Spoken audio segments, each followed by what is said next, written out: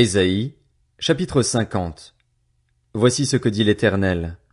Où est la lettre de divorce par laquelle j'ai renvoyé votre mère? Ou bien auquel de mes créanciers vous ai-je vendu? C'est à cause de vos fautes que vous avez été vendus et c'est à cause de vos transgressions que votre mère a été renvoyée. Je suis venu. Pourquoi n'y avait-il personne? J'ai appelé. Pourquoi personne n'a-t-il répondu? Mon bras serait-il trop court pour vous libérer? N'ai-je pas assez de force pour vous délivrer? Par une simple menace, je mets la mer à sec, je change les fleuves en désert. Faute d'eau, leurs poissons crèvent de soif et pourrissent. J'habille le ciel d'obscurité et je lui donne un sac en guise de couverture. Le Seigneur, l'Éternel, m'a donné le langage des disciples pour que je sache soutenir par la parole celui qui est abattu. Il réveille. Oui, matin après matin, il réveille mon oreille pour que j'écoute comme le font des disciples. Le Seigneur, l'Éternel, m'a ouvert l'oreille. Et moi, je ne me suis pas rebellé, je n'ai pas reculé.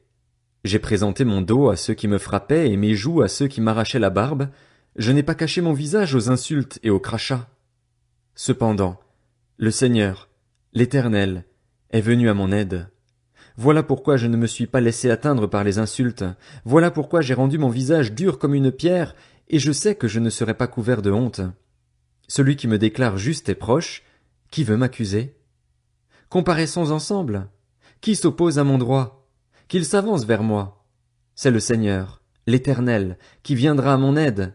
Qui me condamnera? Ils tomberont tous en lambeaux comme un habit, dévorés par la teigne. Qui parmi vous craint l'Éternel et écoute son serviteur? Si quelqu'un marche dans l'obscurité et manque de lumière, qu'il place sa confiance dans le nom de l'Éternel et s'appuie sur son Dieu. Quant à vous tous qui allumez un feu et qui êtes armés de flèches incendiaires, allez dans la flamme de votre feu et au milieu des flèches que vous avez enflammées.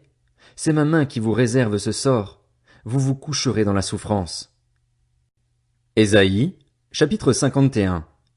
Écoutez-moi, vous qui poursuivez la justice, qui cherchez l'Éternel. Portez les regards sur le rocher d'où vous avez été taillés, sur la carrière d'où vous avez été tirés. Portez les regards sur votre ancêtre Abraham et sur Sarah, celle qui vous a donné naissance. Abraham était tout seul quand je l'ai appelé, et je l'ai béni et lui ai donné une grande famille. En effet, l'Éternel console Sion, il a pitié de toutes ses ruines. Il rendra son désert pareil au jardin d'Éden, sa plaine aride pareille à un jardin de l'Éternel. On trouvera au milieu d'elle la joie et l'allégresse, la reconnaissance et le chant des cantiques. Mon peuple, fais attention à moi. Ma nation, prête-moi l'oreille. En effet, de moi sortira la loi et j'établirai mon droit en guise de lumière pour les peuples. Ma justice est proche, mon salut est en marche et mes bras jugeront les peuples. Les îles placeront leur attente en moi, elles compteront sur l'action de mon bras. Levez les yeux vers le ciel et regardez en bas sur la terre. En effet, le ciel se dissipera comme une fumée, la terre tombera en lambeaux comme un habit et ses habitants mourront comme des mouches. En revanche, mon salut durera éternellement et ma justice n'aura pas de fin. Écoutez-moi, vous qui connaissez la justice, toi le peuple qui porte ma loi dans le cœur. N'ayez pas peur de la honte infligée par les hommes et ne vous laissez pas terrifier par leurs insultes, car la teigne les dévorera comme un habit, les mythes les rongeront comme de la laine. En revanche, ma justice durera éternellement, et mon salut de génération en génération. Réveille-toi, réveille-toi, couvre-toi de force, bras de l'Éternel. Réveille-toi comme par le passé, comme dans les générations précédentes. N'est-ce pas toi qui as abattu l'Égypte, qui as transpercé le monstre? N'est-ce pas toi qui as mis à sec la mer, l'eau du grand abîme, qui a tracé dans les profondeurs de la mer un chemin pour le passage des rachetés? Ceux que l'Éternel aura libérés reviendront. Ils arriveront à Sion avec des chants de triomphe et une joie éternelle couronnera leur tête. Ils connaîtront la gaieté et la joie, la douleur et les gémissements s'enfuiront. C'est moi qui vous console. Qui es-tu pour avoir peur de l'homme, alors qu'il va mourir, et du Fils de l'homme, dont le sort est pareil à celui de l'herbe? Et tu oublierais l'Éternel, celui qui t'a fait, qui a déployé le ciel et fondé la terre? Tu serais constamment, à longueur de journée, terrorisé devant la colère de l'oppresseur, parce qu'il se prépare à te détruire. Où donc est-elle, la colère de l'oppresseur? Le prisonnier sera bientôt libéré, il ne mourra pas dans la fosse et il ne manquera pas de pain. Moi, je suis l'Éternel, ton Dieu, qui soulève la mer et fait gronder ses vagues. L'Éternel, le Maître de l'univers, Voilà mon nom. J'ai mis mes paroles dans ta bouche et je t'ai couvert de l'ombre de ma main pour déployer un nouveau ciel et fonder une nouvelle terre, et pour dire à Sion, tu es mon peuple. Réveille-toi, réveille-toi. Lève-toi, Jérusalem, toi qui as bu, donné par l'Éternel, la coupe de sa colère, qui a bu, qui a vidé jusqu'au fond la coupe destinée à étourdir. De tous les fils qu'elle a mis au monde, il n'y en a aucun pour la conduire. De tous les fils qu'elle a élevés, il n'y en a aucun pour la prendre par la main. Qui te plaindra? Deux malheurs t'ont atteinte, la dévastation et la ruine, la famine et l'épée. Qui pourra te consoler? Tes fils sont couchés, sans force, à tous les coins de rue, pareils à une antilope prise au piège. Ils sont submergés par la colère de l'Éternel, par les menaces de ton Dieu. C'est pourquoi, écoute donc ceci, malheureuse, toi qui es ivre, mais non de vin. Voici ce que dit ton Seigneur, l'Éternel, ton Dieu qui défend son peuple. Je te reprends la coupe destinée à étourdir, la coupe de ma colère. Tu ne la boiras plus. Je la donnerai à ceux qui t'ont fait souffrir, à ceux qui te disaient « Allonge-toi pour que nous puissions te passer dessus ». Tu présentais alors ton dos en guise de sol, de rue pour les passants. Ésaïe, chapitre 52.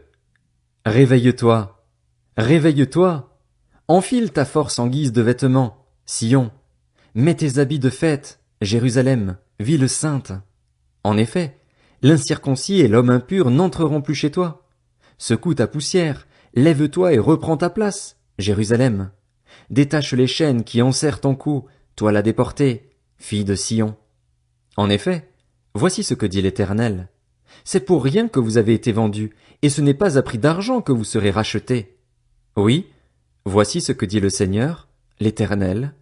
Tout d'abord, c'est en Égypte que mon peuple est descendu pour y séjourner, puis c'est l'Assyrien qui l'a exploité sans raison. Et maintenant, quel intérêt ai-je à voir mon peuple capturé pour rien? Déclare l'Éternel. Ces tyrans poussent des cris, déclare l'Éternel, et constamment, à longueur de journée, mon nom est blasphémé.